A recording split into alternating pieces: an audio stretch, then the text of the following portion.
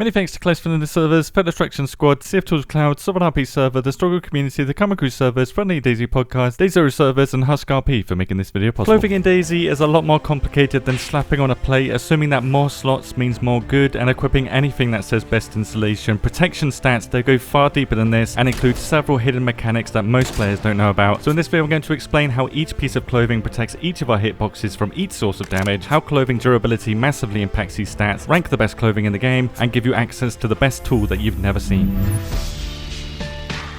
In our character window, we have 11 clothing slots, with only the armband slot not providing any protection to our characters at all. So of the remaining 10, they protect 6 confirmed hitboxes on our characters based on the protection stats that pieces of clothing have, which are basically ballistic, explosive, and melee armor, with each one of these reducing health damage, shock damage, and reducing bleed chance depending on the armor stats that that piece of clothing has. For example, you can equip an assault helmet, combat gas mask, and classic glasses to your head hitbox here, but only the assault helmet protects your head hitbox from damage because it's the only item on your head that has protection stats on it, reducing each of the 3 damage types, health damage, bleed chance, and shock damage by these amounts here.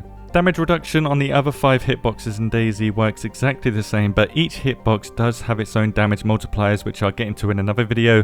For now, all you need to know is that shooting here exactly with a DMR does 150 health damage because it's part of the torso hitbox, but shooting just here in the arms hitbox would do just 15 damage or 90% less. Each of these hitboxes can be protected from damage by 1 or sometimes more pieces of clothing. So the head hitbox, for example, is 3 slots like I just showed you. The torso hitbox is the vest, chest, and back slot items. The arms hitbox is only protected by the chest slot item, hands by gloves, legs by pants, and feet by feet, which means the waist slot item cannot provide protection as it covers no hitbox, but this also means that there is no way to currently damage the waist slot clothing item either. This is because a hitbox needs to take damage in order to pass that damage onto the clothing item that protects it, reducing the durability of whichever clothing item is protecting the attacked hitbox. So for example, shooting somebody in the arm will reduce the durability of the chest slot item and not the vest slot item, as the chest slot item is the only one that's protecting the arm's hitbox. However, when a clothing item takes enough damage to become ruined, the attack that ruined the clothing does full damage to you. To show you this in action, the police vest reduces health damage by 50% from gunshots or ballistics and has 105 durability when it's fully pristine. So a shot from an SD5K, which normally does 40 health damage to our characters, will now do 20 health damage when a player is hit in any location on the torso hitbox, even right here on the arm. That will reduce damage to you, and it will also remove 20 durability from the vest too. Health damage inflicted to the player is equal to the durability damage that that vest will take too. So if that durability damage is higher than the durability remaining on the clothing item will become ruined by that shot, and you will take 100% of the damage, or 40 health damage instead of 20, and it doesn't matter how much health is remaining on the police vest.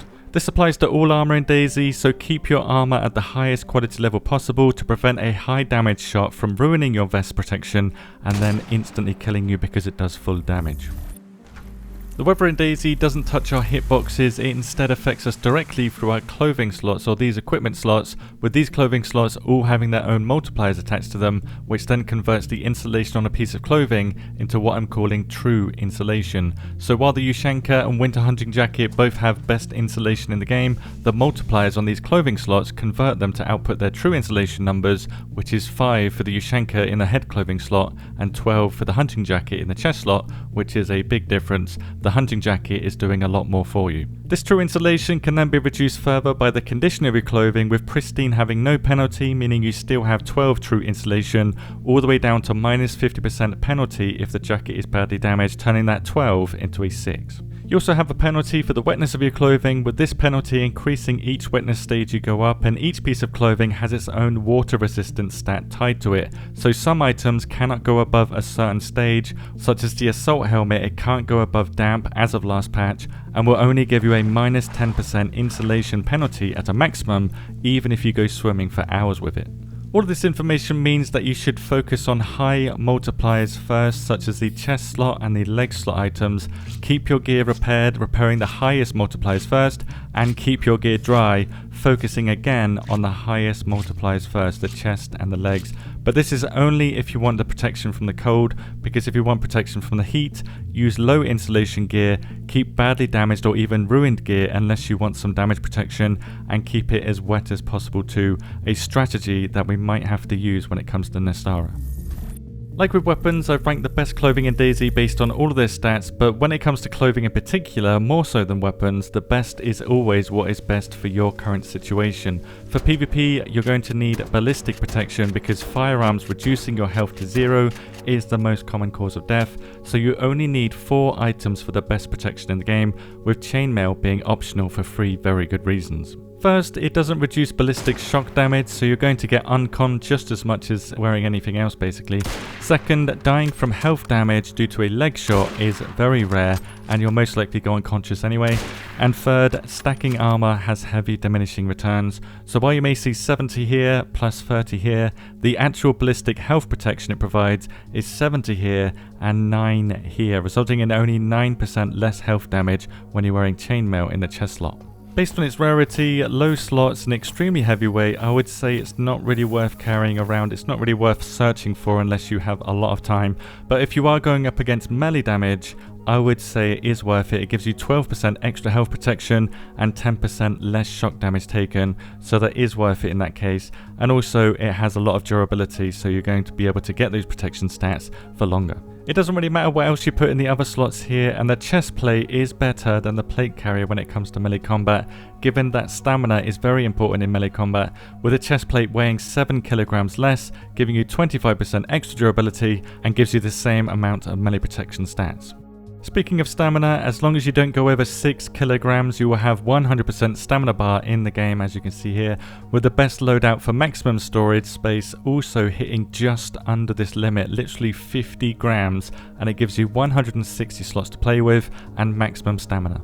For cold protection, here's all the best gear if water, rain or snow are not a problem for you, but if they are a problem, this setup is best for keeping you warm as much as possible while you are currently wet. Because exposing our skin to the sun may give us negative effects on Nestara, I've also made the best heat loadout too here, with the Norse helmet here being the best in the head slot, and I believe this will change because it doesn't make much sense. A piece of metal is best for heat protection. I'm not sure about that, so I'll keep these loadout presets up to date as stuff changes. Now, because clothing can serve many overlapping purposes with several different stats, the best gear will always be based on your situation and the goals that you're trying to achieve. So one player may prefer more storage or camo over ballistic protection, where another may be focusing on lowering their weight so they have more sprint available when they need it. So technically, there is no best gear in DayZ when it comes to clothing, which is why I had the idea to build this tool alongside this video, allowing everybody to create their own custom loadouts, and then you can check your stats against the 3 different damage types and against the elements too. The gear and attachments you select are summarized below with links to more stats if you want to see them, compare them to other clothing pieces, and view the best loot locations to get them across all maps, all for free, no login required, no strings attached, link below. If you do have questions, let me know below. Thank you very much for watching, and have a good day.